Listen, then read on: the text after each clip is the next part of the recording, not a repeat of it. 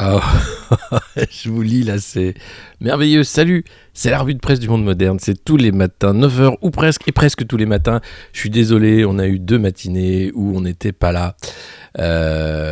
Parce que Antoine ne pouvait pas ni moi. Et puis bon, voilà, c'est les aléas. Hein. Vous le savez, c'est compliqué.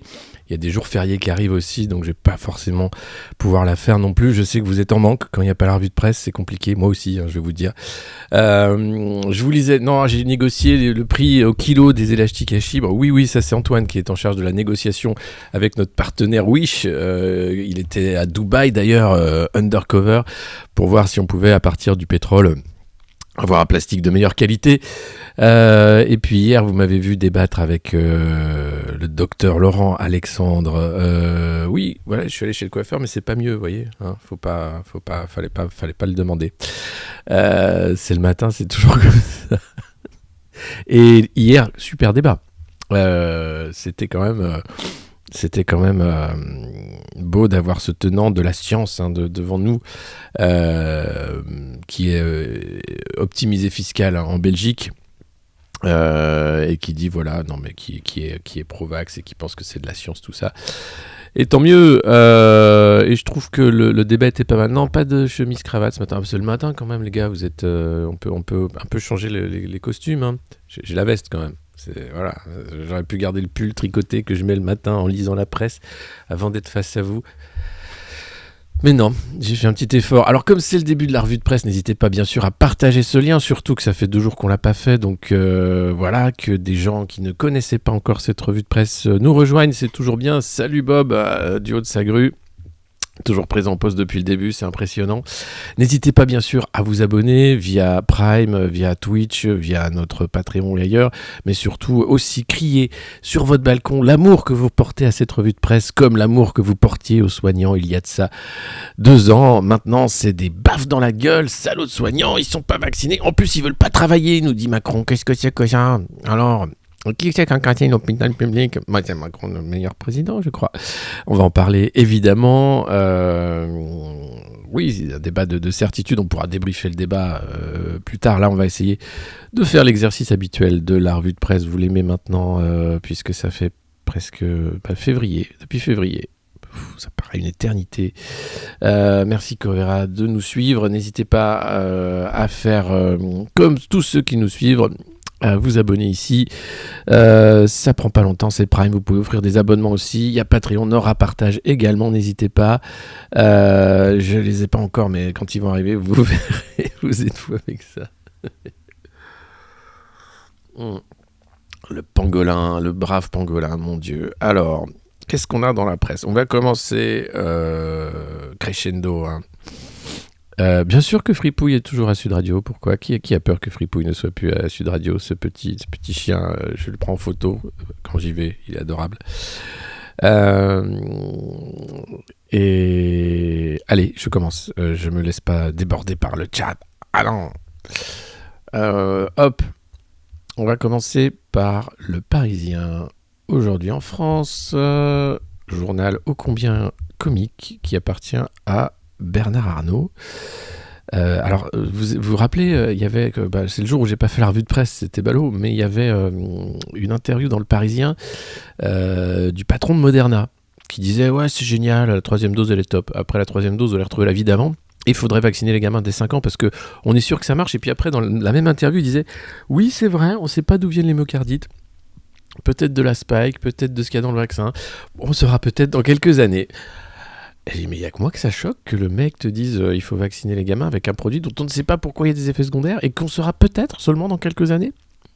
Ok. Et puis, en faisant quelques recherches, je tombe sur la financière à gâche de Monsieur Arnault, financière familiale, hein, c'est une petite entreprise familiale où il place sa thune qui ne sait pas quoi en faire. Et il avait, dès 2016, financé un labo qui s'appelait Moderna. Ah bah ça alors, moi c'est formidable. Et il s'est dit, ah bah tiens, ah bah pourquoi je ne ferais pas l'interview de mon champion dans mon journal, 2 pages pour dire que son produit, il est pas si mal, même s'il y a des méchants pays qui veulent l'interdire. Voilà le monde dans lequel on vit, les amis. Donc il faut en être conscient.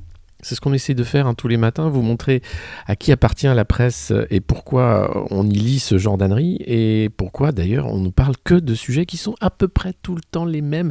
Vous allez voir, c'est impressionnant. Et puis entre les Échos et le Parisien, vous voyez que c'est un peu les mêmes sujets qui sont retravaillés. Là par exemple, ce matin, Bernard Arnault découvre... Il fait semblant, hein. Mais comme Olivier Véran a fait semblant de découvrir aussi que l'hôpital va mal, il dit « Oh là là, c'est l'alerte rouge, il n'y a plus d'infirmières !» Bon, ça fait quoi ? Allez, 2019, les urgences étaient en grève parce qu'il n'y avait plus d'infirmières. À l'époque, le discours officiel, Emmanuel Macron, c'était « Bah quoi, vous voulez pas que je fasse de la dette, hein ? Allez, on se retrousse les manches et on travaille. » Puis après, il est allé les voir, il a dit « Oh, merci, c'est super ce que vous faites, merci beaucoup. » Et puis il a fait un Ségur pour donner des sous. Et puis ça suffit pas. Ils sont en burn-out. J'ai une très bonne copine qui était infirmière dans un service d'urgence, de réanimation pédiatrique. Elle a tenu 1 an. En fait, c'est un test de voir si tu vas tenir. Le chef de service dit « Ah, je pensais que vous partiriez avant » quand elle est partie. Elle n'en pouvait plus. À la fin, c'était juste pas possible, en fait. C'était de la maltraitance. Eux, ils travaillaient des horaires pas possibles. Il faut pas être...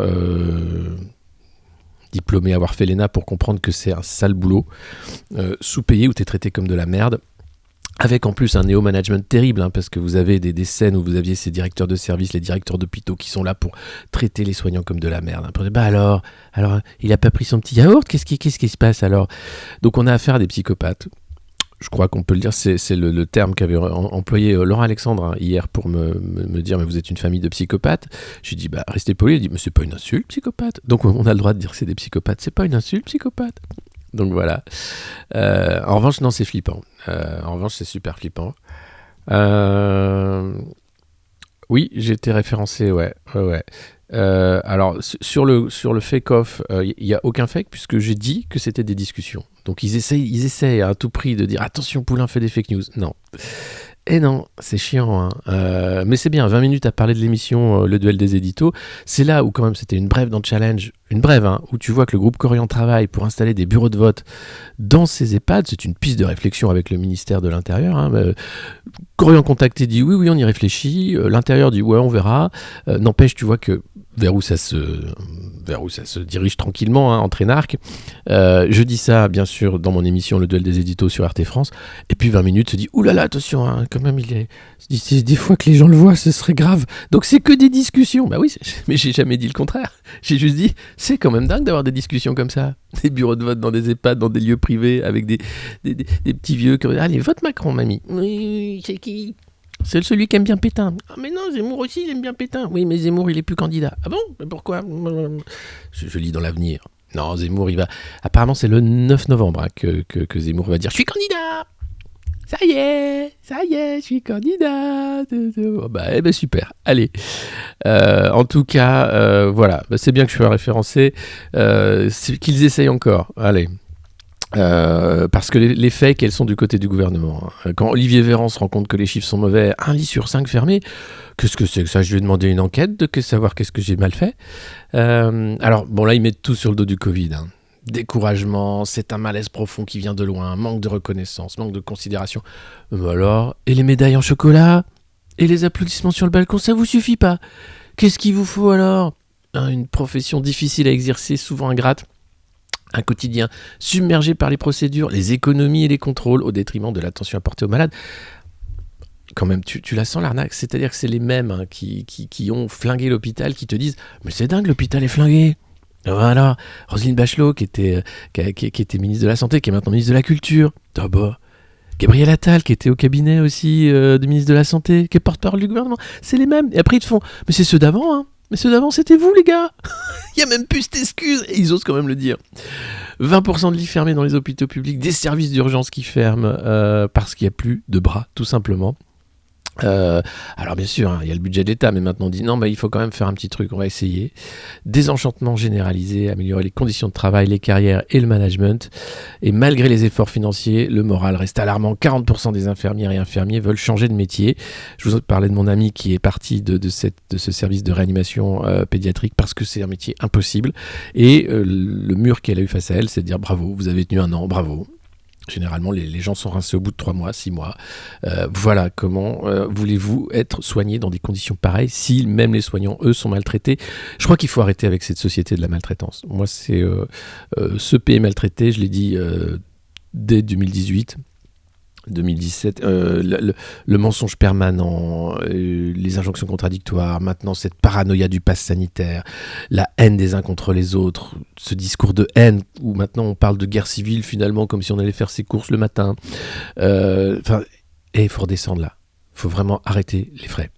Et je ne sais pas comment on va faire parce que honnêtement, les voies de la raison sont peu nombreuses. Et franchement, les candidats sont vraiment loin du compte. Alors il y a Jean-Luc Mélenchon qui trace son sillon, qui continue à essayer à être, lui, la voix de la raison républicaine, même si on lui met tout sur le dos, islamo-gauchisme, entrisme, le méchant de la gauche, etc. N'empêche, il travaille sur ces thèmes-là, celui de la pauvreté, celui des métiers du soin, celui de l'éducation. Alors qu'Anne Hidalgo, elle prend le TER et elle découvre les machines de vente de billets. Ça va pas, quoi ? Des machines qui remplacent des gens qui vendent des billets? Ça va pas? Bah écoute, ouais, ça s'appelle un distributeur de tickets, il y en a partout à peu près, mais bon, il faut connaître la vie réelle. Voilà, c'est un peu le problème. Mais donc il va falloir vraiment changer. Alors que ceux qui sonnent l'alerte aujourd'hui soient ceux qui ont foutu en l'air l'hôpital, moi me fait pas rigoler en fait, ça me débecte. Et qu'ils aient pour excuse de dire que c'est ceux d'avant, alors qu'ils étaient ceux d'avant. Allez, rentrez chez vous, ça va. C'est la revue de presse du Monde Moderne, il est 9h10, ça vient de commencer, donc vous pouvez encore hurler sur votre balcon, applaudir, filer des médailles en chocolat, des élastiques à chi, bravo voisins, partagez bien sûr ce lien. Et bien sûr hurler le bouche-oreille, ça fonctionne, on est de plus en plus nombreux tous les matins. N'hésitez pas à vous abonner également. Via Twitch, vous pouvez nous suivre, il y a un petit bouton, voilà, je me mouche, j'ai pas le Covid, j'ai été testé, tout va bien. Et vous pouvez aussi utiliser Patreon ou bien Prime pour vous abonner, c'est toujours bien d'avoir des abonnés, on est content, ça nous aide, et puis surtout de l'audience, parce qu'il va falloir qu'on pète le plafond de verre. Et qu'on soit un gros stream, un très très gros stream, parce que tous les matins, je vous fais gagner un temps fou en fait, en décortiquant cette presse des milliardaires. Vous comprenez ensuite pourquoi on vous parle comme ça, pourquoi le débat est toujours orienté de cette façon-là, pourquoi ça se passe, mais qu'est-ce qui se passe en fait. Donc partagez sur vos Twitch, hébergez cette chaîne, partagez le lien, soyez les petits vendeurs dont j'ai besoin, putain. Ça, on va faire du capitalisme, j'ai pas encore mes bretelles, mais elles vont arriver, et là, ça va chier, putain. Allez, on continue avec toujours le Parisien, cette alerte rouge. Pourquoi elles rendent leur blouse? J'avais une boule au ventre, voilà, qui est partie lorsque j'ai arrêté. C'est exactement ce que me disait mon ami. Je ne pouvais plus vivre avec ce stress. 20 postes vacants en réanimation néonatale, c'est rassurant. Tout ça, c'est tout simplement à Montreuil, voilà. La maternité, une infirmière s'occupe de 2 bébés, voilà. On a de grosses difficultés avec un turnover important. Et ces postes vacants s'ajoutent aux autres motifs d'absence, la suspension d'une dizaine de personnes. Alors vous avez des personnes qui ont été réintégrées, qui étaient dans les cantines hospitalières non vaccinées. On se dit non, mais on arrête les conneries parce que là, c'est vraiment, ça tourne plus. Donc ils sont en train de saccager l'hôpital public volontairement. Et de dire, mais pourquoi? Qu'est-ce qui se passe? Pourquoi ça marche? Mais, c'est encore ces salauds de Français réfractaires qui veulent pas travailler, bordel.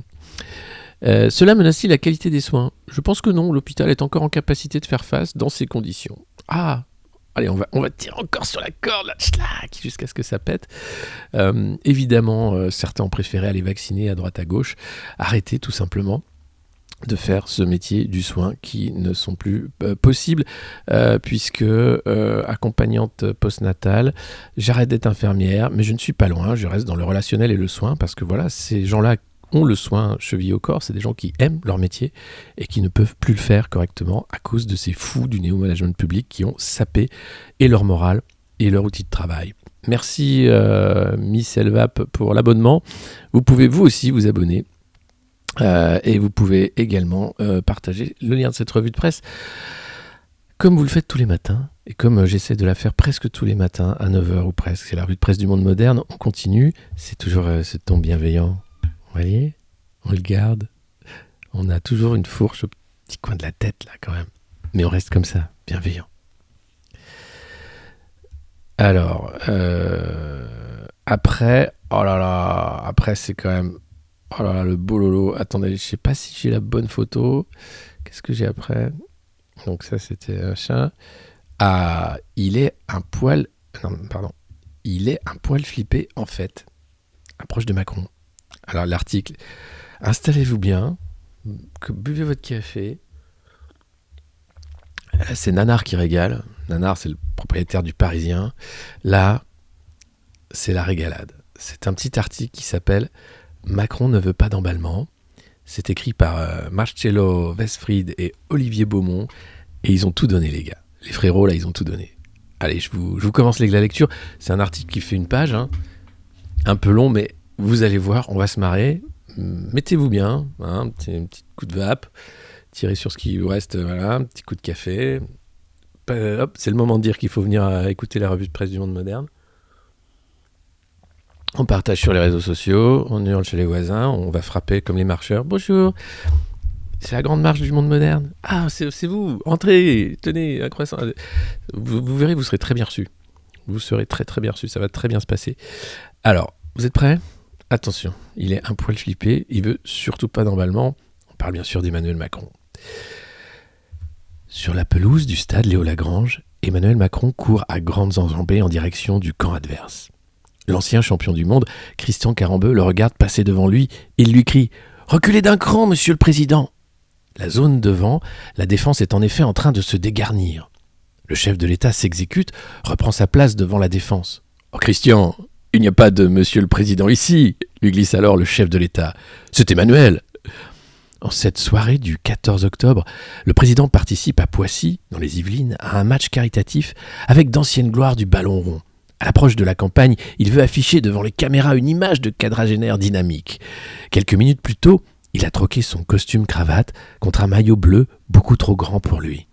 Dans le vestiaire, pendant qu'il se change, il discute notamment avec Jean-Michel Larquet. Ce dernier joue ce jour-là, à 74 ans, son dernier match avec le Variété Club de France.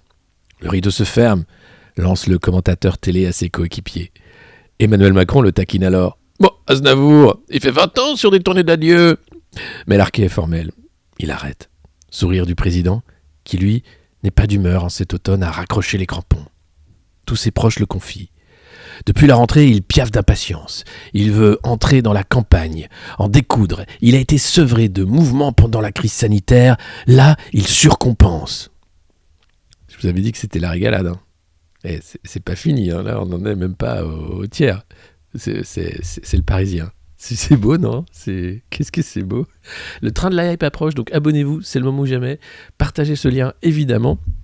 On dirait du Victor Hugo dans La Légende des siècles. Ouais, c'est vrai de tout. Il n'est pas vrai, ce président, c'est une fiction. On peut se demander. Alors oui, c'est une fiction racontée par des médias de milliardaires, donc évidemment, on peut se dire, il y a un truc quand même. Allez, dépensez vos abos au Presso. Et continuez bien sûr de faire ce travail formidable de ramener de nouveaux Twitchers à regarder ce stream quotidien qui est la revue de presse du Monde Moderne. Allez, je reprends. Merci Xifouille pour l'abonnement. Ils sont tous complètement pétés. Ça fait peur. Ouais, ils sont ils prennent des trucs, honnêtement. 33 déplacements depuis septembre. Le locataire de l'Élysée a fait pas moins de 33 déplacements hors du palais, dont 5 voyages à l'international depuis septembre. Un jour, il est dans un refuge de la SPA. Un autre au Louvre, le suivant dans une usine. La bougeotte, ça y ressemble. S'il ne s'économise pas, c'est que le jeu s'est ouvert pour lui. Dis donc. Tout cela est quand même assez inespéré. Comment un habitué du palais ? Si on lui avait dit au printemps dernier que la pandémie serait maîtrisée à la rentrée, le pays, dans une situation de croissance à plus de 6%, et lui avec près de 26% d'intention de vote, loin devant les autres, il aurait signé tout de suite. Ça, c'est la Macronie. C'est un monde où tout va bien. Et les 10 millions de pauvres, et les suicides chez les enfants, et les gens à la banque alimentaire. Oh, regarde, le cuistre, qu'il me fait rire. et quel est ce pays ? La France ? Mais c'est ce grand voisin qui nous sert à rien. Oh, on est bien ici. Reprends du thé, Brigitte. Ils sont dingues, vraiment. Là, tu te dis, bon, ouais, ça va. Tais-toi, comment je fais pour couper ça ? Voilà. Alors, face à une droite empêtrée dans la course à l'investiture, une Marine Le Pen bousculée par Éric Zemmour, une gauche affaiblie. Ah bah non, on a la niaque. Hein. Le paysage se dégage. Alors, là, il te joue la petite musique de « Il n'y a que Manu ». C'est quand même le meilleur. C'est Emmanuel Macron, le meilleur président que la France ait connu. Les Français sont bien chiants, il y a des trous du cul. Emmanuel Macron, le meilleur président. Après des crises de l'ampleur de celles que nous avons connues, normalement, les dirigeants sont balayés, note le patron du groupe Modem à l'Assemblée, Patrick Mignola. Mais les gens lui connaissent du courage, du volontarisme, et il a pris des risques. Ah ouais, il a pris des super risques. Hein. Quand il fait un déplacement, quand même, le mec vide la ville. Il y a 3 compagnies de CRS qui arrivent. T'as 4 cordons de sécurité. T'as 15 marcheurs qui sont castés pour venir faire le bain de foule. Il prend des risques. Hein. C'est le mec qui avait dit qui vient de me chercher. Hein. Putain, dès qu'il se déplace, c'est on vide la ville. Test nucléaire en vue. Rentrez tous chez vous. C'est le président qui arrive. Et toi, si t'arrives, tu fais Macron, dégage. Tu te fais gazer, nasser. Tu vas très loin. T'as pas le droit. C'est un autre monde. Hein. Alors, du volontaire, il a pris des risques. Avant d'ajouter, attention toutefois au miroir aux alouettes. Hein, il faut rester vigilant, notamment sur le plan sanitaire. Il peut encore se passer 1000 choses en 5 mois. Et il est le premier à le savoir. La campagne est un marathon. Il y a 5 ans, en octobre 2016, Emmanuel Macron ne s'était pas encore déclaré candidat. Il avait fallu attendre le 16 novembre. À l'offensive, mais pas encore candidat, Emmanuel Macron avance par à coups. Le 12 octobre dernier, il présente son plan d'investissement pour la France de 2030. Des robots partout. Du numérique. Des sous pour des mini-centrales. Comme on se projette dans l'avenir, la salle des fêtes de l'Élysée a été entièrement relookée pour l'occasion. Des écrans géants, des fonds bleus, une estrade avec du public, un jingle pour annoncer la prise de parole du président. La mise en scène est digne d'un meeting au point que des fidèles s'en inquiètent. Cela a fait débat en interne. Certains dans son entourage ont trouvé que cela allait un peu trop loin, rapporte un de ses confidents. Le mec est tellement flippé, puisqu'il est un poil flippé, qu'il fait les meetings politiques à l'Élysée. Il sort plus. Il dit, tiens, je vais me faire... Tu peux me décorer... tu peux me faire un truc là, avec des écrans comme ça, comme un TEDx, comme le patron d'Apple là. Comme ça, je présente le nouveau plan là pour la France. Tu peux me faire ça ? Super. C'est chaud, hein. J'irai tous au chauffage. Maggie dort, vous savez, il y a des matins comme ça, elle viendra pas, puis c'est comme ça. Alors là, quand elle vient, alors là, ça fait tout de suite plus de vues, hein, je sais, mais voilà. Donc, je continue la lecture, j'arrête, ça vous va, vous avez décroché. Moi, je trouve que cet article, il est génial. Je la même drogue que les auteurs, comme Alexandre III. Ah, mais c'est Élysée Accor Arena Hotel, le concert d'Emmanuel Macron. Tadadam, tadadam. Tadadam. Salut la France, enculé de français. Je vais vous enculer encore 5 ans, vous allez voir ça, vous adorez cette façon. Non, il est plus... Bonjour. Alors, moi j'en ai marre qu'on dise que ça ne va pas dans ce pays. Tout va très bien. Et plutôt comme ça. Je suis en pyjama veste, absolument. Vous avez tout trouvé. Alors, je continue l'article, hein, ça va. N'hésitez pas à, bien sûr, continuer à partager ce stream, à vous abonner comme vous le faites, toujours plus nombreux, et à faire venir d'autres téléspectateurs, twitchers, streamers. Enfin, il faut que cette revue de presse explose, parce qu'on va en avoir besoin pendant la campagne, je vous le dis. Hein, franchement, la même cam que le journaliste du Parisien, ça s'appelle l'amour. C'est l'amour d'Emmanuel. Alors, là ça se corse après. Hein. Vous allez voir. Lors de ses déplacements, Emmanuel Macron n'hésite pas à distiller des piques contre Éric Zemmour sans jamais le nommer. Hein. Ah ben non, ils travaillent un peu ensemble, c'est le Variété Football Club. À la Bibliothèque nationale de France, il s'en prend à l'idée d'une identité française bâtie sur un rétrécissement, en faisant allusion à la polémique sur les prénoms. Genre la polémique qui n'existe pas. Rappelons-le, c'est quand même pété. Les mecs en ont fait une semaine de conneries en boucle. Alors tu t'appelles comment ? Alors si tu changeais... Mais ferme ta gueule. Et je ne veux pas en parler de ça, moi. Comme tous ceux qui ont bloqué CNews d'ailleurs, c'est incroyable, le blocage de CNews sur Twitter, ça a fait, le truc, tu le vois plus, c'est impressionnant. Il s'en prend à l'idée d'une identité française, Montbrisson, il décroche le chocolatier François Prélu, et il étrie à nouveau ceux qui portent un discours de rétrécissement. Non, lui ce qu'il veut c'est l'élargissement, hein, il veut bien élargir 50+, vous aurez compris. Il ne supporte plus certains membres du gouvernement. En privé, il peste contre ses ministres Et ils sont très nombreux qui rédigent des livres pour peser dans le débat ou qui prennent des initiatives qui pourraient brouiller sa stratégie. Il a ainsi peu apprécié les déclarations d'Emmanuel Vargon sur les pavillons.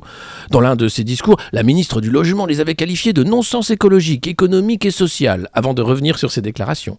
Macron est très agacé par certains membres du gouvernement. Il y en a qu'il ne supporte plus, glisse un élu. En Conseil des ministres, le président rappelle régulièrement ses troupes à l'ordre, au devoir d'unité. Parallèlement, il essaie de les motiver. Dans les réunions ou au téléphone, Emmanuel Macron accompagne les interventions de ses collaborateurs d'un « on continue » ou d'un « feu, on y va » ou alors, quand il avait écrit à Olivier Véran, « on les aura tous ces connards ». Bon là, c'est pas dans l'article, mais c'est un SMS véridique. À certains ministres, il passe des commandes. Ah, des commandes de quoi ? Ah non, des commandes pour expertiser des idées. Ah, c'est moins drôle. Parce que expertise-moi mes idées. Des idées de réforme qui pourraient alimenter un programme. Mais le président se montre secret sur ses plans de bataille. Il s'amuse même à faire planer un vrai faux doute. « J'ai besoin de temps, de hauteur pour réfléchir et savoir si j'y vais », dit-il un jour à ses soutiens. « J'ai besoin de temps et de hauteur. » Eh ben écoute, j'ai un plan. Tu prends une fusée SpaceX, tu tournes autour de la Terre pendant au moins 6 mois, 1 an, le temps de la campagne, et tu redescends après, en juin-juillet. Là, tu auras pris tout le temps et toute la hauteur nécessaire. Et puis en plus, tu auras fait ce que tu adores. Hein. Tu auras fait le tour du monde dans une fusée de start-upers américains milliardaires. C'est génial. Prudence ou peur des fuites ? Oh, il y a plein de petits marquis autour de lui qui lui disent que c'est déjà gagné. Oh, des petits marquis dans le Parisien quand même. Hein. Donc on est vraiment là... ok, c'est assumé. Des connards. Ah, ça c'est un proche qui utilise ce langage fleuri. Mais il ne se laisse pas endormir par cette musique, au contraire ça l'énerve, quand on laisse entendre que le match serait plié. Il est un poil flippé, en fait. Eh bien, dites donc. C'est quand même un truc de dingue. Voilà, c'était un bel article dans Le Parisien aujourd'hui en France sur le roi. Un bel exemple de presse de cour, pardon. C'est des petits bruits de couloir, c'est le roi qui joue au foot et qui est merveilleux, c'est des petits sourires. Il faut le mettre en orbite. Ouais, je pense que c'est tout ce qu'il nous reste à faire. Il est un poil flippé. Et puis, l'UFC Que Choisir dénonce les frais bancaires de succession. Et oui, en France, pour clôturer le compte d'un défunt, ça coûte 233 €. Et oui, pour une succession de 20 000 €. Hein. C'est une somme en hausse de 28% depuis 2012. Jamais la banque ne déçoit. Et là, tu vas dire, ah, c'est les banquiers et tout. Et là, tu te dis, non, c'est pas que les banquiers, parce qu'en vrai, regardez, en Europe, c'est beaucoup moins cher ailleurs. Donc, c'est les banquiers français qui sont encore pires qu'ailleurs, parce qu'en Allemagne, par exemple, si tu veux clôturer le compte d'un défunt, eh bien, les frais bancaires de succession sont illégaux. C'est interdit. Donc, si on avait des mecs qui faisaient un peu des lois, vous savez, des élus, il suffirait de faire une loi et rendre les frais bancaires pour clore un compte de défunt illégaux. Voilà, ça s'appelle faire une loi. Mais nous, en France, non. On a des mecs qui font des lois pour prolonger le pass sanitaire jusqu'en février, puis jusqu'en juillet. Puis pour dire, est-ce qu'on met le pass sanitaire aux enfants de moins de 5 ans est-ce que l'on met le pass sanitaire pour aller jouer au water polo ou si on va juste nager? Ou est-ce qu'on met le pass sanitaire dans les restaurants de raclette ou uniquement dans les pizzerias? Voilà. Alors, c'est des lois importantes pour la République. Hein. Puis après, ils disent non, mais vous comprenez, le woke, tout ça, c'est les anti-républicains qui veulent faire des passes sanitaires dans les magasins à tartiflette et tout. Donc voilà, alors ça, vous avez déjà cette info-là sur les frais bancaires plus élevés donc pour clore. Et alors, dans le secteur du funéraire, j'avais une autre nouvelle dans un autre canard à nanar. C'est... attendez... Voilà, c'est là, tac. Les fabricants de cercueils sont confrontés à la pénurie de bois.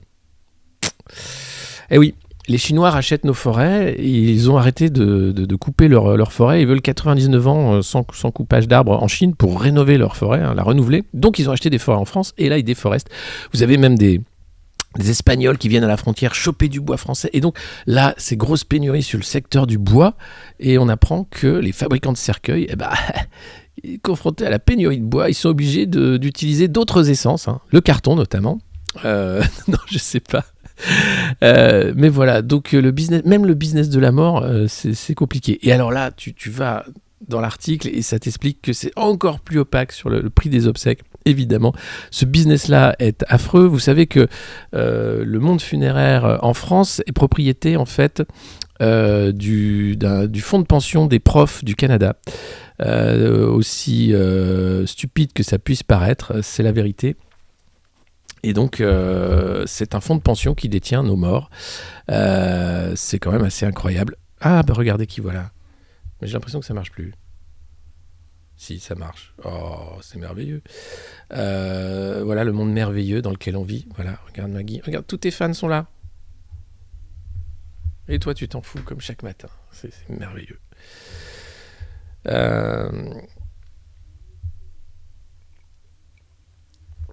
Donc voilà, c'était le petit moment nécro, enfin business de la mort. C'est et dans les Échos et dans le Parisien, donc ça va, tout ça, c'est Bernard Arnault qui nous parle du business de la mort. Peut-être pense-t-il lui aussi au monde d'après. La crémation, ça marche. Oui, mais pour une crémation, il faut aussi un cercueil. Et les mecs te disent, on te vend un truc. Maggie, fais un effort, les gens te réclament. Tu arrives trop tard déjà dans la revue de presse, et puis après, tu sers vraiment à rien, tu fais rien. Moi vouloir être chat. PFG, voilà. Oui, PFG est détenu par le fonds de pension des profs canadiens. Je vous le dis, hein, j'avais fait des recherches à l'époque de la première crise Covid, quand vous savez, ils faisaient payer pour aller voir les morts à la morgue de Rungis, enfin, dans les entrepôts de Rungis qui étaient eux réquisitionnés pour entreposer les cadavres. Et donc, pour aller voir ton défunt, tu devais payer. Et là, ça avait fait un petit scandale quand même en disant, mais pourquoi ? Ils disaient, parce qu'on loue, Rungis ne nous le prête pas, comprenez, il y a des coûts, machin. Ils avaient dit non. Et donc on avait, j'avais vu que c'était bien un fonds de pension qui avait fait ça. Allez.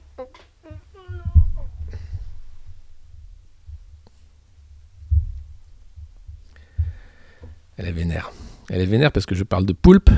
Voilà. Alors, le poulpe, il faut savoir qu'il est en train de manger tout ce qu'il y a sur nos fonds maritimes dans l'Est.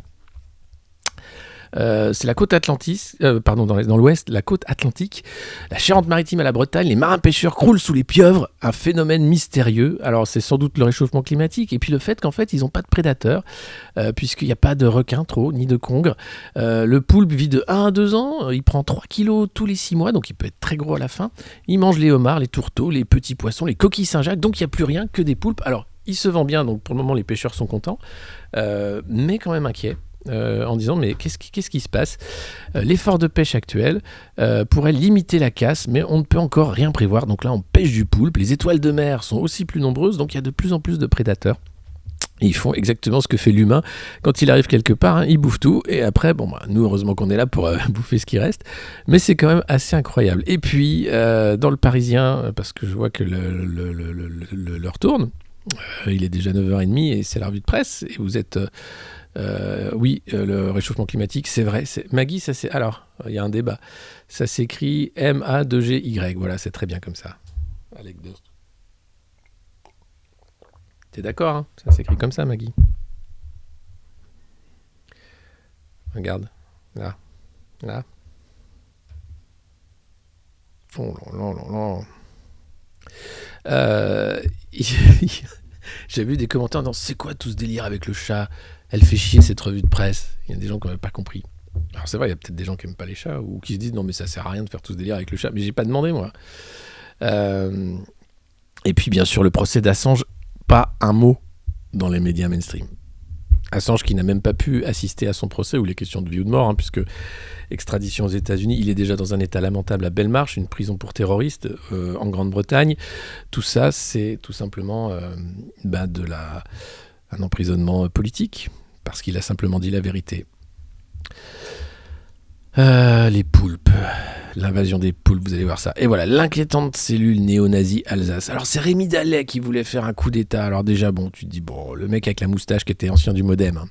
Et donc il s'était entouré de néo-nazis apparemment, de mecs dans l'armée, dans la police. Quoi, des néo-nazis dans l'armée, dans la police ? Ouais. 300, ils étaient prêts. Hein. Ils étaient prêts à faire le coup. Attraper Jacques Attali et le faire parler. Qui prend Rémi Dallet au sérieux, honnêtement ? Le mec faisait des vidéos comme ça, face à la caméra, très sérieux, en costard et tout. Il disait, bon, il va falloir faire un gros coup d'état. Enfin, j'étais hier sur Sud Radio, j'ai dit, non mais attendez, qui imagine Fidel Castro et les Barbudos faire un coup d'état sur Twitch, quoi. Enfin, il n'était pas sur Twitch, quoi, qu'il était sur Zoom, enfin, le mec était je sais pas où. Mais tu dis, c'est pas comme ça qu'on fait. Hein, quand Fidel et Cienfuegos et tous les compañeros à Cuba s'en vont contre le pouvoir de Batista, ils s'organisent un peu. Hein. Ils sont pas nombreux, mais ils sont organisés. Mais pour de vrai, tu vois. Puis ils sont préparés, ils l'ont fait déjà une fois. Puis ils ont une certaine idée quand même de la prise de pouvoir.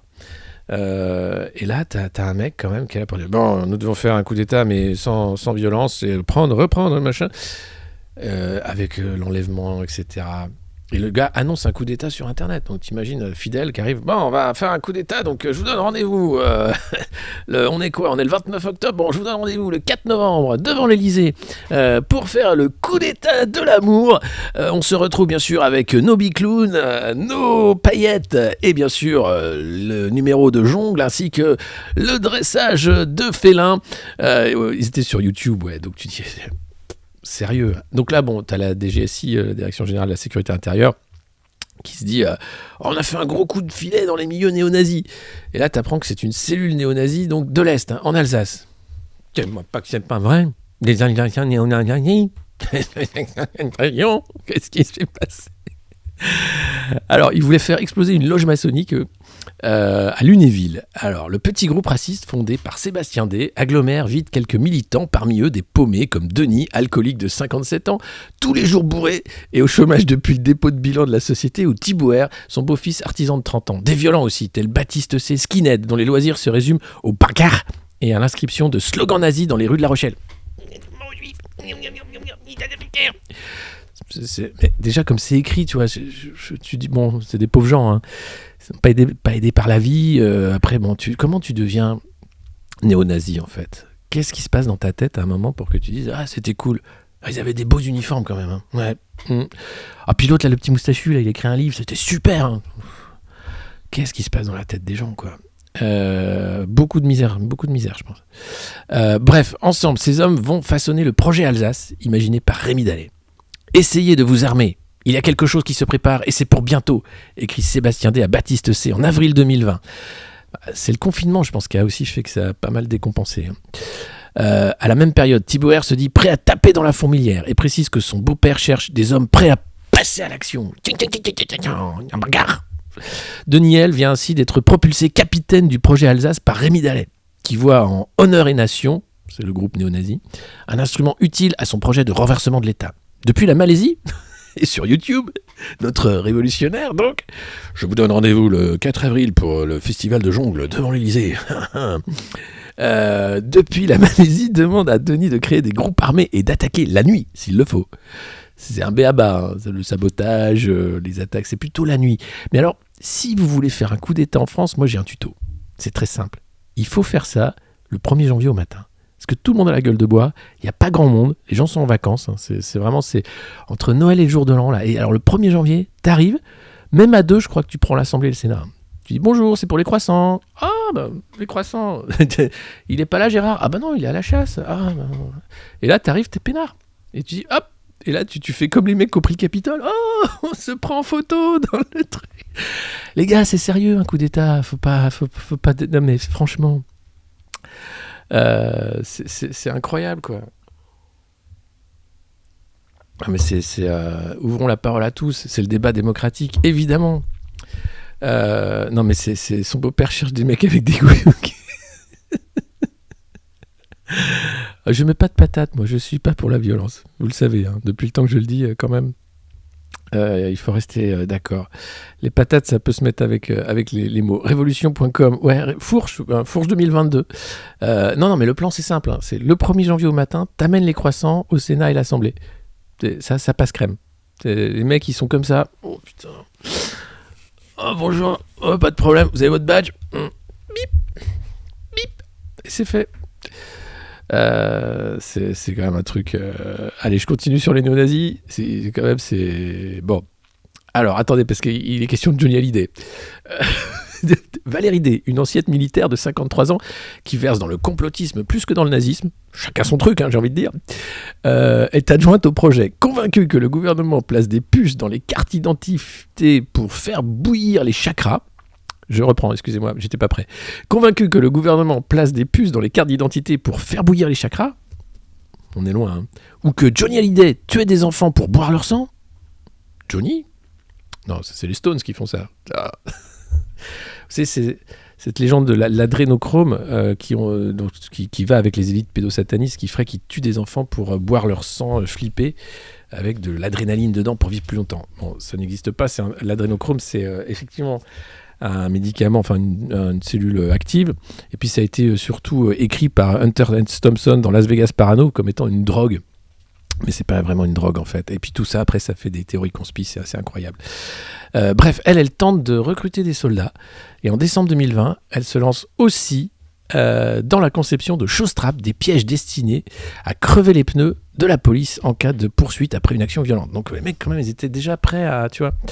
Deniel, lui, fabrique de la thermite, un mélange d'aluminium métallique et d'oxyde d'un autre métal, commande des percuteurs pour de vieilles mitrailleuses MG42 et se renseigne pour acheter du C4, un explosif militaire. Alors il a dû aller sur Google, acheter du C4, et là t'as la cellule de crise...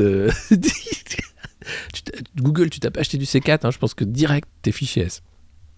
Voilà. Après avoir un temps envisagé d'attraper Jacques Attali, qui est dans leur imaginaire complotiste la figure juive qui contrôle le président Macron. Il aurait pu être question de l'enlever et de le faire parler, selon Valérie D. Et le projet Alsace a désormais un but concret, faire exploser une loge maçonnique. Putain, c'est flippant. La mission a été confiée au groupe par Robert K., un proche de Rémi Dallet basé aux États-Unis. Alors il n'y en a pas un qui est là. Alors ils font confiance aux mecs qui sont là, ça... Et donc ils cherchent des loges qui vont être des cibles. Et il y en a une qui était vers Lunéville, je ne sais pas pourquoi. Tout le monde devait aller là-bas et tout faire sauter pour que les autres aient peur. Et ils sont effectivement les fers de repérage, puisque leurs téléphones ont borné là-bas.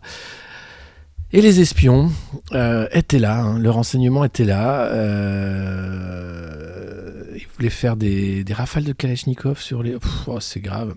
Et ils les chopent. Bon, fin septembre, ils sont mis en examen à leur tour. Tous ont à leur conscience que le dessein final de leur projet Alsace les dépasse. On savait qu'il y avait du monde derrière, ça c'est sûr, et pas qu'en France, je pense, a admis Sébastien D en garde à vue à ses côtés dans les cellules de la DGSI en ce mois de septembre. 2 hommes impliqués dans l'enlèvement de Mia et du projet Azur. Bref, sacré Rémi Dallet. Ah là là, qu'est-ce que c'est dingue le monde quand même, quand tu te retrouves avec des gens qui sont prêts à faire des choses pareilles, c'est... Rick West, je sais pas. Je confirme, je suis Lorraine. Mais qu'est-ce que vous racontez ? DGSI, c'est la... Oui, il y a effectivement, on peut changer le sang, bien sûr, il y a plein de trucs, mais l'adrénochrome, c'est autre chose. Allez, on change de canard, on se retrouve dans Libération. Attention, Libération. Là, on n'a plus de leader digne de ce nom. Qu'est-ce qui se passe ? Qu'est-ce qui s'est passé à droite pour en arriver là ? Regardez cette belle brochette là de vainqueurs. Les électeurs de droite sont dans un état de... Non mais Maggie, arrête de bouffer les fils. C'est pas possible. Arrête, je suis. Donc, on n'a plus de leader digne de ce nom. Et ils disent quand même, il y avait Fillon avant, il y avait De Gaulle, il y avait Chirac, il y avait Sarkozy. Et puis là, tu te retrouves avec Ciotti, Barnier, Pécresse, Bertrand. Ils ont du mal. Et à tel point que, voilà ce que dit un électeur de droite, je me rends compte que j'ai toujours voté pour des cons qui m'ont beaucoup déçu. Pierre-Henri, 70 ans, qui s'abstiendra en 2022. Merci Pierre-Henri, si tu nous écoutes. C'est génial. Si vous connaissez Pierre-Henri, n'hésitez pas à le faire venir dans la revue de presse. À gauche, non, mais il n'y a rien qui va à gauche non plus. Mais il n'y a rien qui va, les gars. C'est Zemmour candidat. Déjà, là, tu te dis, non, mais attendez, qu'est-ce que Rémi Dallet qui veut faire un coup d'État, Zemmour candidat. Enfin, je veux dire, si la France est devenue le festival du cirque international de Monaco, il fallait me le dire. Mais j'étais pas prêt. Allez, voilà, monsieur, l'entrée en piste des candidats.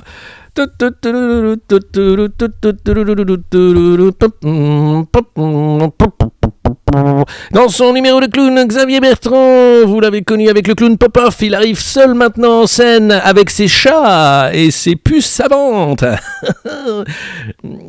Valérie Pécresse et sa suppression magique des emplois dans la fonction publique.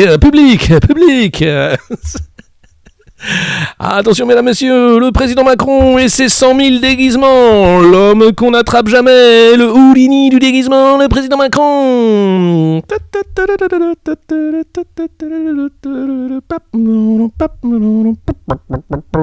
Éric Zemmour, vous l'avez adoré dans son numéro, l'islam, il revient avec les musulmans, c'est dingue. Donc je crois qu'on peut... Attali, oui, Jacques Attali, vous verrez, je lirai une petite de ses chroniques sur l'inflation. Jacques Attali dit que ça va péter.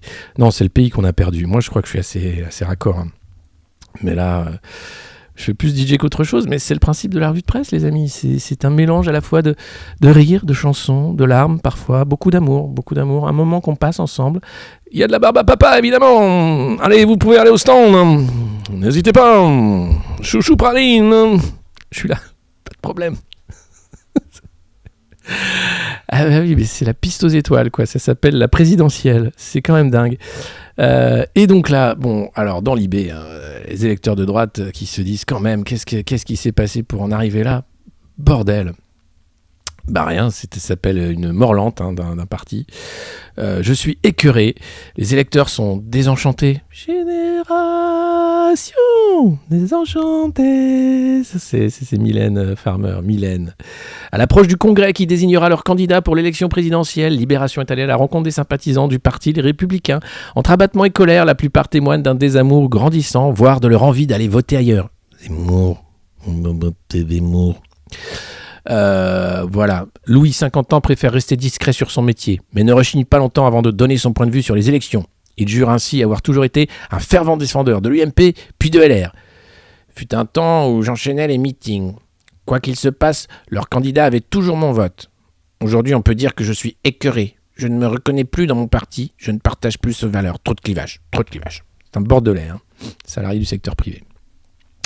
Lui s'attache maintenant aux personnalités des candidats, bien sûr. Ah bah il n'y avait que Chirac, quand même. Il dit quand même, Valérie Pécresse, elle est dans l'action et ne joue pas ce jeu de la division. À Nice, parfois, je trouve qu'Éric Ciotti n'est pas assez ferme. Chantal ne peut pas s'empêcher de raconter son anecdote. Elle a croisé Éric Ciotti dans un bar la veille. À l'heure du café, la retraitée ne s'est pas fait prier pour lui exprimer ce qu'elle avait sur le cœur. Je suis plutôt 100% Ciotti. Je lui dis que j'adhère à ses idées. Mais parfois, je trouve qu'il n'est pas assez ferme. Il a répondu « Très bien. À la télé, tout le monde se fiche de lui. Il passe pour un pingouin. »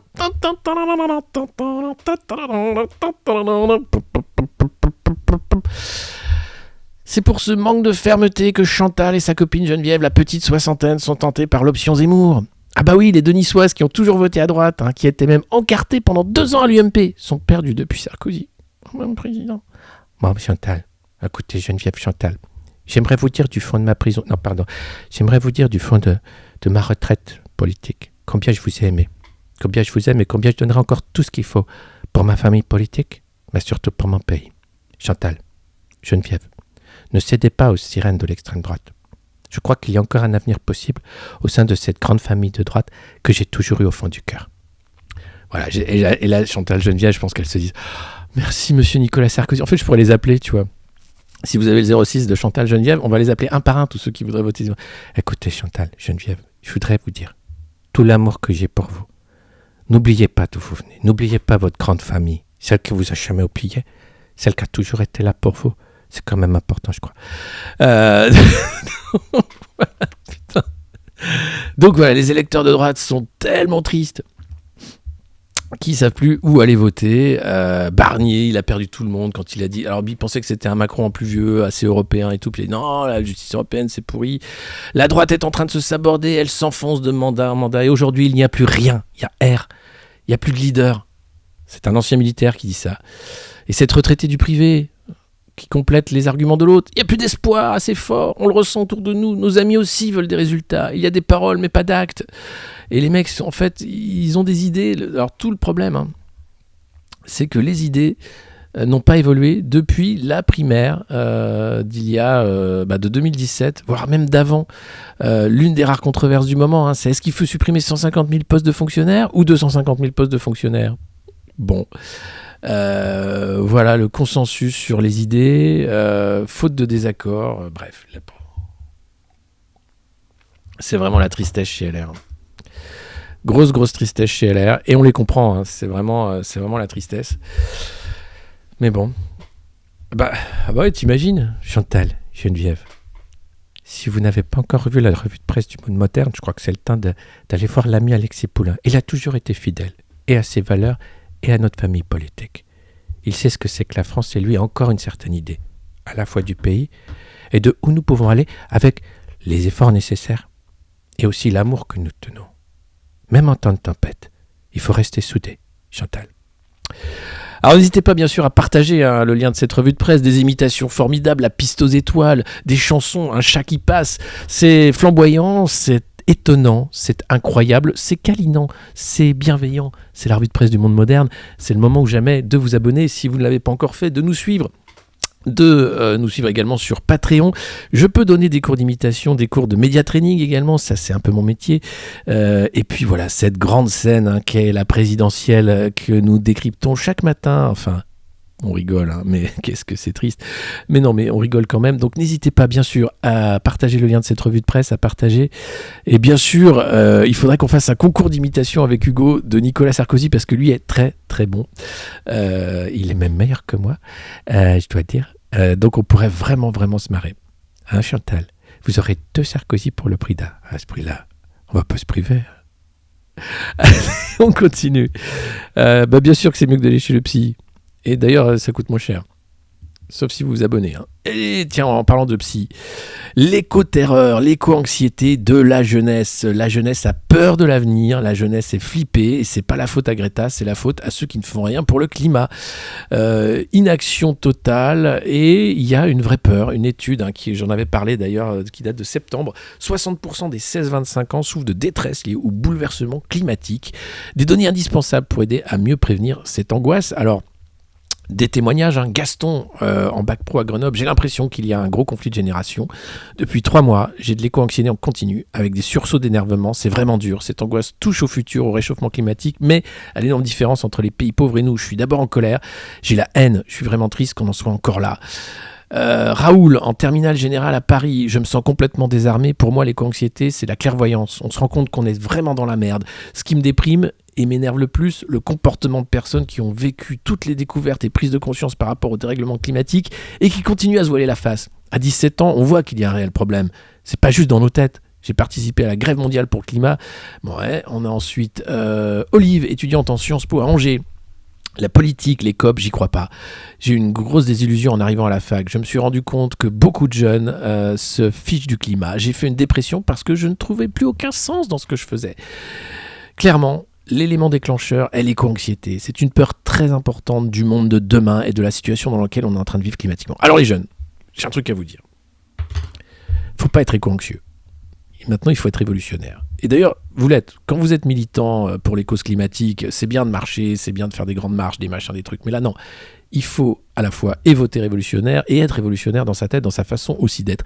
Il faut être dans l'action. C'est pas un vieux boomer. Je suis pas un vieux boomer d'ailleurs. Je suis un fils de boomer. Mais quand même, j'ai l'air d'un vieux con comme ça. Mais il faut arrêter d'être anxieux. Il faut prendre le présent et construire l'avenir. Ça sert à rien d'être anxieux de l'avenir si vous ne faites rien à part marcher en disant « Il faut sauver la planète ». Non, maintenant, il faut rendre compte. Alors, vous avez tous ceux qui sont dans l'action, qui mettent de la peinture sur la BNP. On dit, les Pandora Papers, mais il se passe rien. Il se passe rien, les gars. Parce qu'on n'est pas organisé, parce qu'il n'y a pas une volonté révolutionnaire. Parce qu'il y en a une, certes, mais elle est tellement infinitésimale. Parce qu'il y a TikTok, parce qu'il y a plein de façons de faire aussi. Et de se dire, mais je peux pas y aller, je vais me faire arracher un œil. Et c'est vrai, la violence d'État est telle. Ceux qui tiennent le système et qui nous emmènent dans le mur, sans la ceinture, en accélérant, ils ont tous les moyens pour nous cramer la vie, pour nous cramer la planète. Nous, on n'a pas grand-chose. Mais si je peux vous donner un message d'espoir, Chantal, Geneviève, Olive, vous aussi les jeunes qui m'écoutez, toutes ces années où j'ai œuvré contre le réchauffement climatique. Non, pas lui, évidemment. Non, il y a bien sûr l'espoir, la volonté aussi de s'engager dans un mouvement plus grand. Je crois que ça c'est important, mais vraiment il faut comprendre que on n'a pas le choix. En 2021, on est soit actionnaire, soit révolutionnaire. Les actionnaires, ils sont pas nombreux.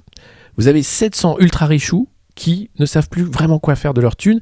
Et même quand Joe Biden, le président des États-Unis, qui a l'arme nucléaire, qui fait plein de trucs, qui dit faudrait les taxer, il n'y arrive pas. Et donc il y a un vrai problème. Et l'explosion des inégalités, Davos, Papy Schwab en parle depuis 15 ans en disant c'est mal. Qu'est-ce qu'on va faire avec les inégalités ? Qu'est-ce qui va se passer ? Eh bien, il se passe rien. Donc en fait, plutôt qu'être éco-anxieux, soyez révolutionnaire. Prenez votre destin en main et dites merde à tout ça. Et arrêtez, voilà, c'est simple, hein, c'est faire chier au meeting, désobéir, le pass sanitaire, le mettre à la poubelle, c'est faire ce genre de choses. Enfin, tout simplement désobéir. Ça commence par la désobéissance personnelle aux règles. D'ailleurs, le président Macron l'a dit. This is bullshit. You don't have to follow the rules. Eh bien voilà, this is bullshit, you don't have to follow the rules. Et si vous voulez pas, bah, vous êtes spectateur et vous regardez la piste aux étoiles. Et vous applaudissez les numéros de pingouins et de Montrace d'ours. Enfin voilà, c'est dingue.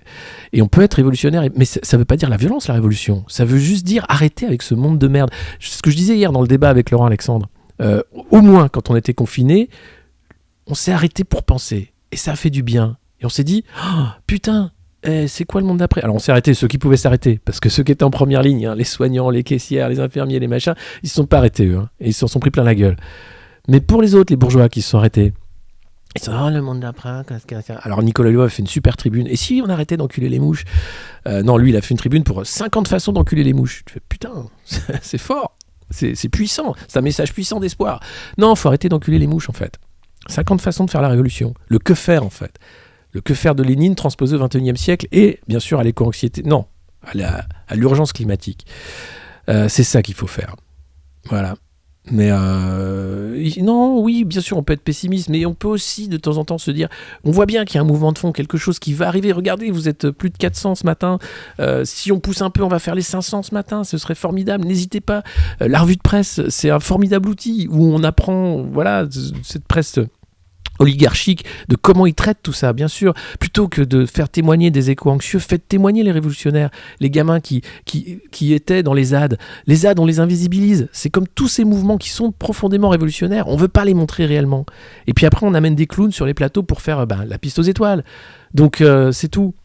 Et 500 signatures pour un monsieur blanc, et on les fout tous dehors. Le vote blanc, c'est pas mal. Et bien sûr, aujourd'hui, on est coincé dans ce jeu-là, et je comprends l'angoisse des jeunes, mais il faut, voilà, moi j'essaie pour une fois d'être optimiste, ne me gâchez pas le truc, et de dire, voilà, vous pouvez rentrer dans une cause plus grande, et c'est déjà bien de militer dans les associations de militants qui ont un message révolutionnaire, mais qui n'ont pas le how-to, comment faire la révolution, voilà. Et si on faisait un grand mouvement de Twitch, Netflix, plus que 66 millions et c'est gagné, c'est ça. La ZAD c'est caca. Ben non, n'importe quoi. C'est en fait c'est des expérimentations. En fait, toutes les alternatives au monde où on nous dit il n'y a pas d'alternative sont empêchées. C'est bien ça le problème. Ouais, Monsieur Blanc, non, il faut trouver un autre nom. Bah Monsieur Nul. Monsieur Nul, mais il y en a plein des Monsieur Nuls. Monsieur Caca. L'incroyable Monsieur Caca se présente à la présidentielle. Caca 2022. Alors n'hésitez pas de partager cette revue de presse. Qu'on soit de plus en plus nombreux tous les matins. Pour moi, c'est important, pour vous aussi, parce que je crois qu'on a des choses à faire ensemble. Voilà. Et puis, bien sûr, il faut lire le Stodelat. Que faire ? Alors, il a vieilli, hein, mais sur la question essentielle, c'est toujours la même. Que faire ? Les gens se demandent que faire, comment faire.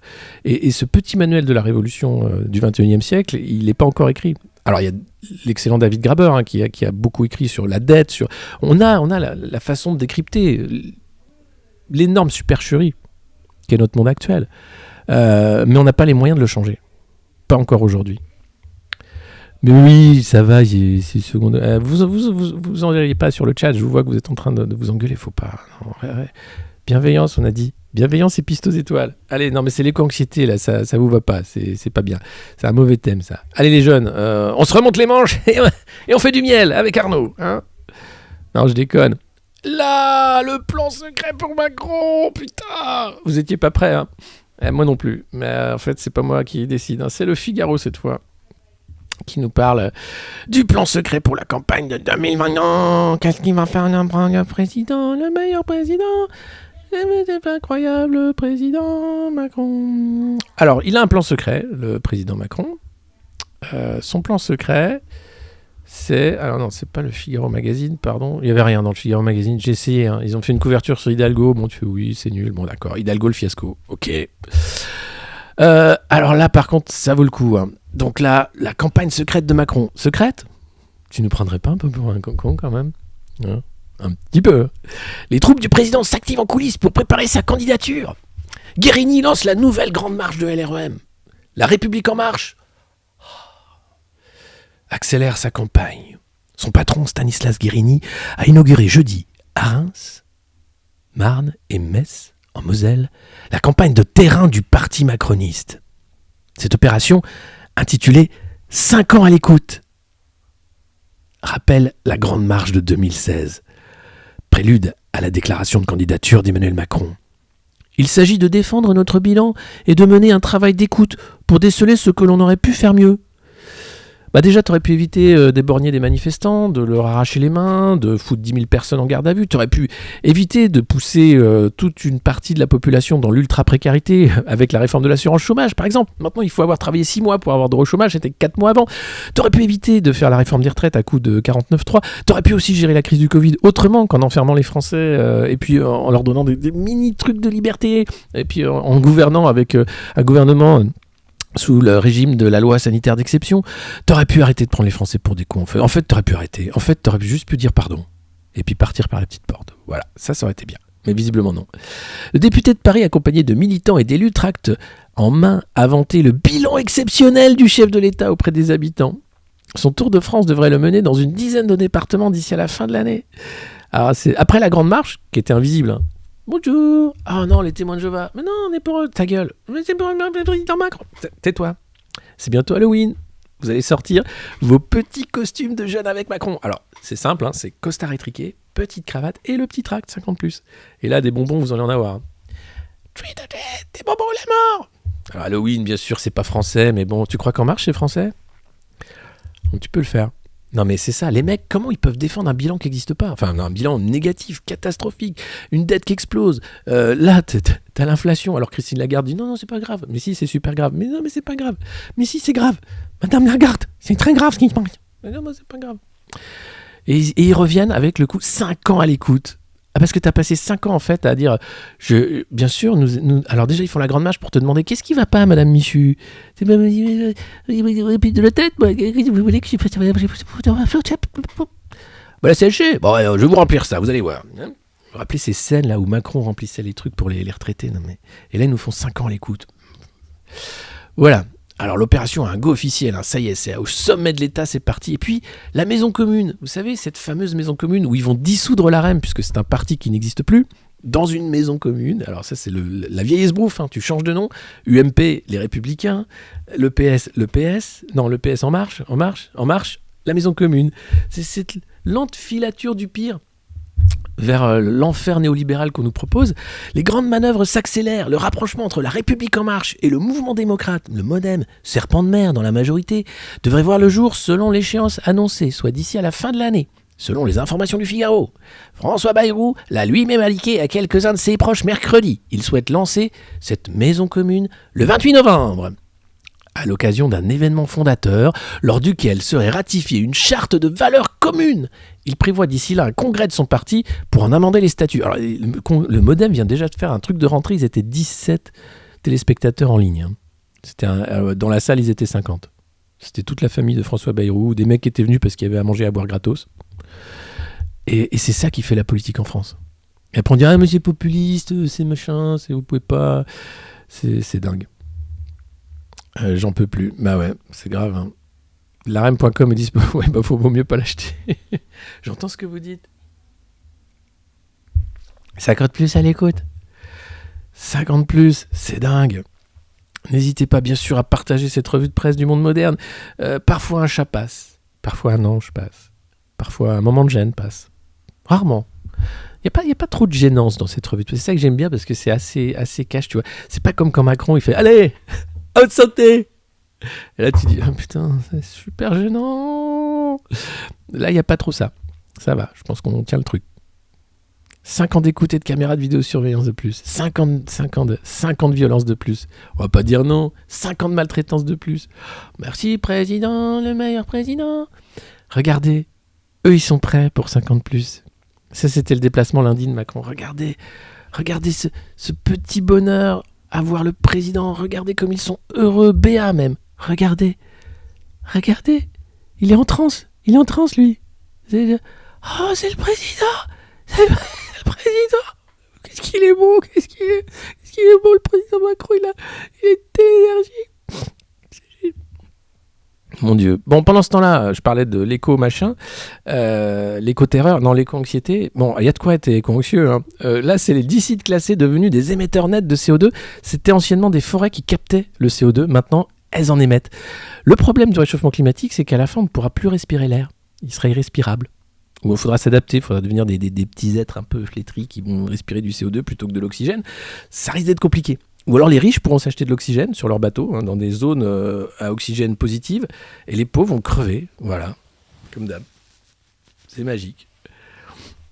Allez, mais soyez pas anxieux les gars, tout ça, si on est révolutionnaire, c'est bientôt fini. Hein. D'ailleurs, la Chine est en train de vriller total. Hein. Xi Jinping devient... ils ont tout fermé, le Covid repart, maintenant ils ont un ordinateur quantique.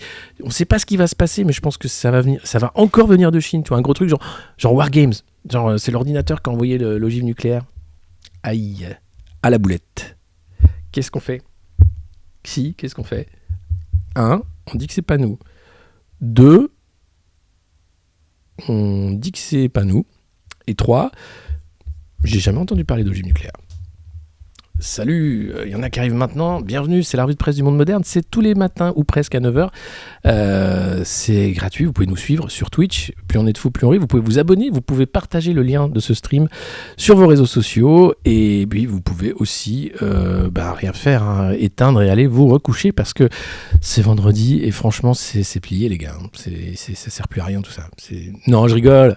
Mais non, on est là pour se donner justement un peu de courage, un peu de se dire mais je ne suis pas seul et je ne suis pas fou. Finalement, ça va. Finalement, ça va. Et c'est ça, c'est bien. Donc n'hésitez pas, hein, abonnez-vous. Qu'est-ce qu'il y a d'autre dans le Figaro ? La chasse au parrainage, bien sûr. Ah, Édouard Philippe, Horizon. Alors, il a lancé son truc là au Havre il y a 15 jours. Et qu'est-ce qui se passe après le lancement en fanfare d'Horizon ? Oh, le double panda, machin. Bah, il y a de la tendance à mettre en place, hein. Avant de voir la structure de l'ancien Premier ministre se déployer sur le territoire, c'est faussement calme. Nous nous rencontrons, nous échangeons, ça va prendre de l'ampleur. On déjeune, on dit des trucs, on essaie de recruter un peu des mecs, un truc quoi. Alors l'association de financement a reçu son agrément de la Commission nationale des comptes de campagne. On va pouvoir transformer les préadhésions, 10 000 revendiqués, et avoir les moyens de bouger un peu plus là. Entre attentisme et méfiance. Incroyable ce qu'il fait ce gars là, Philippe. Elle a fait un petit party là, avec il va partir là, Horizon. Enfin, la campagne de Macron, incroyable. Il travaille, oui. Non, alors, pour ces gens-là, le travail, c'est majoritairement des coups tordus, des coups de fil, des dîners et des déjeuners. Ouais. Et puis écrire des livres. Écrire des livres sur moi, Chantal, Geneviève, je sais que dans vos cœurs, ça saigne. Mais, même si je ne suis plus président de la République, je reste présent. Et, j'attends bien, avec tous les livres, Promenade, ou Le temps des tempêtes, vous redonnez toute la confiance en vous qui vous manque actuellement. C'est ça, il travaille. Et après, ils disent jusqu'à 67 ans, dit Philippe. Ah bah ouais, 67 ans à bouffer du bar en croûte de sel, tu m'étonnes. Et puis la gauche face à la menace du crash avec Manuel Bompard qui dit que de notre côté, nous créons les conditions pour être au second tour. Jean-Luc Mélenchon le disait hier sur BFM, le second tour ce sera avec moi. Et je crois que c'est pas mal cette méthode couée de dire ça va, vous continuez, moi j'y vais, je trace. Et le second tour, il y aura un candidat de gauche et ce sera Jean-Luc Mélenchon. Pourquoi pas ? Ce serait marrant. Là, il y aura un vrai second tour. Parce que si c'est pour choisir entre Zemmour, Le Pen, Macron, franchement, l'abstention, là, ça va être Il y aura que les fachos qui vont voter, donc de toute façon ça va aller vite. Et la France n'est pas un pays de fachos, contrairement à ce qu'on veut nous faire croire à coup de sondage. C'est faux. La France n'est pas un pays de fachos, comme le chantait Renaud. C'est un pays de gens un peu gauchos. On fumait de la Goldo et on buvait de l'accro. La France n'est pas un pays de fachos. Oh, oh, oh. Dong, dong, dong, dong, dong, dong, dong, dong, dong, dong. Bonjour du matin, bonjour, bienvenue. La France n'est pas un pays de capots, non. La France, pays de gauchos. Dong, dong, dong. Faudrait que je prenne une guitare après. La France. Hexagone. Formidable chanson de Renaud. Si vous la connaissez pas, écoutez-la ce matin, hein, tout de suite pour les plus jeunes peut-être, mais alors écoutez Hexagone. Hein. Et tu vas voir que rien n'a vraiment changé. Triste d'ailleurs de voir qu'on fait du surplace comme ça là. Non. Alors, allez, on finit avec un autre canard à nanar, les Échos. Alors les Échos, c'est l'optimisme, hein, parce que être optimiste, hein, quand tout va mal, ça c'est capitaliste. Et là on en a un qui est bien. Il faudra bien que l'on revienne au même nombre d'avions en service. Il faudra bien. Bah oui, il faudra. Il faudrait bien qu'on fasse payer les riches, qu'on taxe les riches. Non, il faudrait bien qu'on revienne au même nombre d'avions en service. Ça c'est le patron d'Airbus qui dit allez, c'est reparti bordel, c'est reparti. On va consommer comme des. Je suis toujours en pleine forme, Domenica. Hein. Le matin, la revue de presse me fait un bien fou. Mais alors, c'est vrai que quand je pars sur les imitations et les chansons, je comprends que ça irrite certains d'entre vous qui viennent chercher de l'information ici. Comme c'est un mélange un peu, puisqu'on parle de la piste aux étoiles, j'utilise toute la fabrique finalement de l'image, du non-sens de l'image. Hein. Tout ça, c'est très... on est vraiment dans l'ère de la télévision, hein, la post-modernité. Et on n'a pas le choix, il faut utiliser ces outils-là. Hein. On est même chez Jeff Bezos ici, c'est vous dire le n'importe quoi finalement. Mais ça nous permet quand même, hein, comme je le disais, de garder un peu la pêche, de garder le moral et de se dire finalement on n'est pas si seul et on n'est pas si fou, même si il y a l'intermédiation bien sûr de la caméra, de l'écran. Tout ça c'est différent. Mais bon, voilà. Alors dans les Échos, donc il y a le mec qui veut refaire des avions comme avant. Ah, ça me rappelle quand on a parlé du monde d'après. Qu'est-ce qui allait se passer ? Rien. Ah si, maintenant on a des masques et puis on a des vaccins tous les 6 mois. C'est super. Et l'inflation ? Oh là là, l'inflation. Alors, l'inflation, est-ce que j'ai une photo de Christine Lagarde ? Alors, les fabricants de cercueils, ça j'avais fait. Ah ouais, regardez.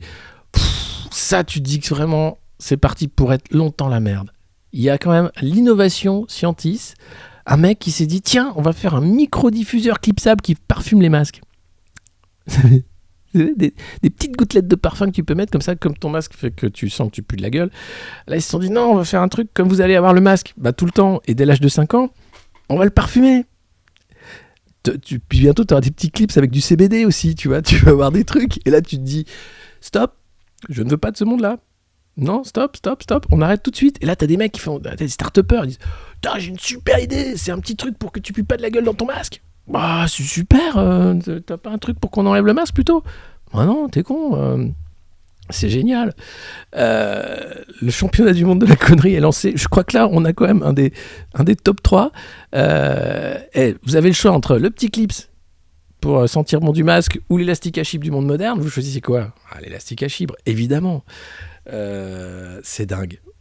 C'est la pastille à chiottes que tu scotches sur ton masque. Canard WC. Moi, je mets 2 gouttes de canard WC et hop, je mets le masque. Nickel. Et toute la journée, j'ai l'impression d'être dans les chiottes. Super. C'est dingue. Non, mais on vit vraiment un monde de tarés et on se rend pas assez compte le niveau de folie, en fait, atteint. C'est ça qui est dingue, quoi. Donc là, à un moment, tu dis non, mais je veux pas de ton truc, ton canard WC pour masque, là. Tu te le gardes, c'est de la merde. Et le mec a levé des fonds et tout, il est content. Hein. Ça, c'est capitaliste. Avoir une idée de merde, trouver des investisseurs, ça c'est capitaliste. La basilique de Notre-Dame, souvenir, les ombres du drame. Et oui, il y avait une attaque qui avait coûté la vie à 3 fidèles. Et les paroissiens ne viennent plus. Bien sûr, reste sur le qui-vive, malgré les dispositifs de sécurité. On oublie tous ces attentats, mais c'était encore un attentat islamiste qui avait coûté la vie à ces 3 innocents dans une basilique à Nice. Alors on comprend le degré de paranoïa, la folie, ça va loin. Et puis le ministre de l'Intérieur était à Sarre-Union pour réhabiliter un cimetière juif profané. 269 stèles avaient été saccagées en 2015. Et Gérald Darmanin était là, parce qu'il se veut le ministre de la protection des cultes. Il faut dire que les cultes, en 2017, avaient appelé à voter Macron. Ah, les cultes. Le contrôle, ça, c'est toujours bien. Pensez bien, croyez, soyez croyants. Et puis, ça parle aussi de Rémi Dallet, les poumons du monde. Non, je vous cherche le truc de Jacques Attali, mais je suis pas si... Non, je suis dans le Figaro. C'est pour ça que je trouve pas. Quel idiot. C'est les Échos. Voilà. Ah, alors attends, tant que j'y suis, je suis sur le bon article, donc je vous le mets. C'est Christine, notre Christine. Elle était vraiment gentille. Elle a été copine avec Bernard Tapie, a été ministre à Nicolas Sarkozy, a fait cabinet de conseil, avocate. Maintenant, elle est à la Banque Centrale Européenne. Alors Christine, elle est en train d'essayer de rassurer tout le monde alors que c'est en train de péter de partout. La BCE temporise face à la flambée de l'inflation. Alors, Christine, il y a 15 jours, nous disait l'inflation, ça va pas durer, vous inquiétez pas, on a une politique de taux négatifs, tout ça, ça va repartir. L'économie avec Bruno Le Rebond, on a une équipe de champions, vous inquiétez pas, ça va bien aller. Et là, elle te dit, tout en restant rassurante, la poussée de l'inflation sera plus longue que prévu. Ah là là là là là là. Alors que d'autres banques centrales ont engagé un resserrement de leur politique monétaire, la BCE conserve son biais accommodant, c'est-à-dire que plus t'as de fric, de l'argent qui ne vaut plus rien. Mais c'est pas grave, ça fait un tas de pognon qui vaut rien. Si je faisais une fusée pour aller dans l'espace, c'est déjà fait ? Ah bon ? Disons. Et si j'investissais dans un jeune média d'avenir, un stream incroyable, le monde moderne, si je faisais des élastiques à fibres par millions ? Non, ils sont pas comme ça, eux. Voilà, donc, conseil des gouverneurs de la Banque centrale, l'inflation, ah là là là là là là, qu'est-ce qu'on va faire ? Donc, pas de changement de taux directeur, bien sûr. Le programme d'achat d'urgence pandémique continue sur un rythme plus modéré et les pressions inflationnistes ont encore grimpé. Alors, le risque, c'est que ça pète d'un coup. Qu'il y ait des fournisseurs qui disent je suis obligé de répercuter l'inflation sur les prix et là ça va péter. Et le problème c'est que les patrons ne veulent pas augmenter les salaires et là ça pète. Là c'est vraiment une situation catastrophique, l'argent ne vaut plus rien, l'inflation arrive, on a des candidats qui sont fans de Pétain et de régimes fascistes d'il y a longtemps. Moi je dis, c'est pas que l'histoire se répète, mais c'est les mêmes causes produisent les mêmes effets et on n'est pas loin quand même d'un gros crash généralisé, moral, politique et industriel. Donc les marchés risquent de déraper bien sûr, mais la Banque Centrale Européenne pourrait être obligée de revenir à la charge pour détailler à nouveau les principes directeurs qui dégrondent la politique. Nanana. Donc les mecs sont toujours essayés de... soit les marchés s'écroulent, soit les marchés n'écoutent pas la BCE, soit ils ne la croient pas. Ça c'est nul. En tout cas, certains gouverneurs s'attendent à ce que l'inflation salariale prenne le relais des facteurs temporaires quand d'autres en doutent. Les négociations salariales en Allemagne sont scrutées de près par la Banque centrale, alors que les marchés anticipent désormais une première hausse de taux de la BCE d'ici la fin 2022, dans un an. Donc là, tout est fait pour dire ça va aller, vous inquiétez pas, jusqu'à l'élection de Macron. Parce que si jamais ça pétait avant, alors là, on aurait sans doute un candidat populiste qui gagnerait, et ce serait la fin de l'Europe, et ce serait la fin de tout, en fait. Donc il faut continuer ce petit narratif qui fait que tout va bien. Bruno Le Rebond, les 6%, les 26%, les machins. Il faut être dans ce monde idéal, de l'argent roi, de l'argent qui sert à rien, de l'argent qui se fait tout seul, parce que c'est ça qui fait que ça continue, tu vois, plutôt que de s'arrêter et de dire mais à quoi sert tout cet argent ? Vous en faites quoi, vous ? Vous avez acheté un plus gros bateau cette année ? D'accord, à Malte, ok, super. Non, je trouve ça bien, c'est super, c'est utile. Vous avez fait un petit truc, un canard WC du masque ? Super. Investissement de qualité. Très bon choix. Vous avez investi dans un petit labo qui fait des vaccins ARN ? Ça c'est malin ça, la biotech. Moi j'adore la biotech. Je kiffe la biotech. C'est mieux que les infiltrations. Ouais. Bref, ça va péter. Mais bon, les banques centrales revoient leur calendrier, tout va bien, Christine se veut rassurante. Et alors, t'as la page où Christine se veut rassurante, et puis t'as la page où Jacques Attali, celui que Rémi Dallet voulait enlever et faire parler. Alors lui, quelques pages avant, il est pas du tout dans le même délire. Hein.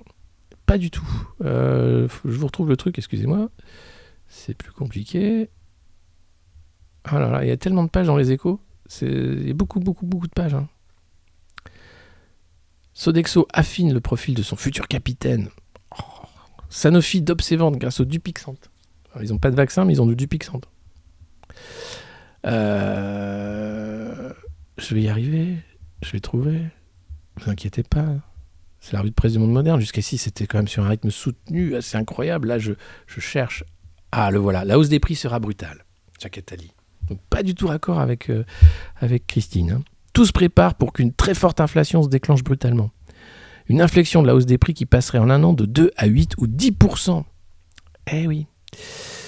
Ce que j'écris ici à propos de l'économie est aussi vrai pour la politique, nous dit Jacques Attali en conclusion.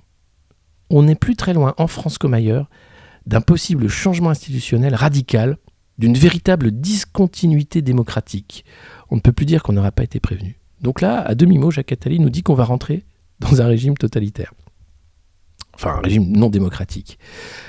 Avec l'inflation qui va péter, etc. Alors, oiseau de mauvais augure, ou bien... tu vois, alors Attali, c'est quand même le mec qui a prévu tellement de trucs qui sont jamais arrivés. C'est un peu comme Alain Minc, mais... Les consommateurs, aujourd'hui, ils ne le ressentent pas vraiment, car statistiquement, globalement, les prix, pour eux, restent relativement stables. Et les hausses de certains produits, comme les carburants, sont compensées par les baisses d'autres, tels les équipements domestiques ou les vêtements. Et pourtant, tout se prépare pour qu'une très forte inflation se déclenche brutalement. Et c'est là l'essentiel. Ce ne sera pas une augmentation progressive de la hausse des prix, qui passerait de 2 à 3, puis à 4 ou 5% par an. Non. Grignotant le pouvoir d'achat des salaires ou l'épargne. Non. Ce qui va se passer, nous dit-il, le mécanisme de cette rupture est en place. Ce serait une inflexion brutale de la hausse des prix, de 8 à 10% d'inflation discontinue. Si les hausses massives des matières premières et des produits intermédiaires aggravées par d'innombrables pénuries n'ont pas encore été répercutées sur les consommateurs, c'est parce que pour le moment, les producteurs de biens de consommation sont obsédés par les enjeux de la concurrence. Et pour l'instant, ces firmes, en contact avec les consommateurs, amortissent assez largement les chocs pour rester compétitifs. Mais à un moment, encore indécidable, si la hausse des coûts, des intrants ou les pénuries de toute nature persistent, l'un ou l'autre des grands producteurs mondiaux de produits alimentaires, de véhicules ou d'équipements ménagers cédera et augmentera ses prix massivement, brutalement, et alors il sera suivi par tout le monde. Et comme dans les dents de la mer, tout ira bien jusqu'à ce qu'il soit trop tard et que la catastrophe soit inévitable. Et on ne pourra plus l'empêcher, la catastrophe. Bref, politique d'austérité, ou bien continuer la politique de la BCE. On verra. En tout cas, l'avenir, il ne faut pas être éco-anxieux. Regardez, Christine nous dit que tout va bien. On a des microdiffuseurs d'odeur dans les masques. On a la revue de presse du Monde Moderne tous les matins. De quoi on se plaint ? Franchement, de quoi on se plaint ? On n'est pas bien là ? On n'est pas bien. On n'est pas bien entre nous à raconter des conneries tous les matins. Et encore, j'ai pas lu tout ce que vous racontez comme conneries sur le chat, mais... c'est assez incroyable. La guerre, oui, après, vous savez, le Great Reset, en fait, c'est pas compliqué. Hein, c'est pas plus de numérique, plus de robots, plus... Non. L'aristocratie financière a toujours fait la même chose. La guerre.